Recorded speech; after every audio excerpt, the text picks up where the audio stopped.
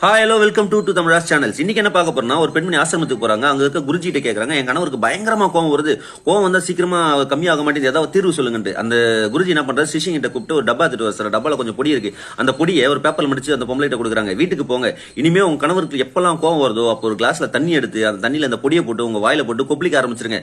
எப்பெல்லாம் நீங்க இந்த மாதிரி செய்றீங்களோ அவங்க கணவர் சீக்கிரமா கோவம் கம்மியாடுன்றாங்க. இவங்களும் என்ன பண்றாங்க, எப்படி கணவர் கோவம் தான் நான் எதுக்கு வாயில கொப்பளிக்கணும், சரி ஓகே குருஜி சொல்லிட்டாரே அப்படின்னு சொல்லிட்டு வீட்டுக்கு போய் ஃபாலோ பண்றாங்க.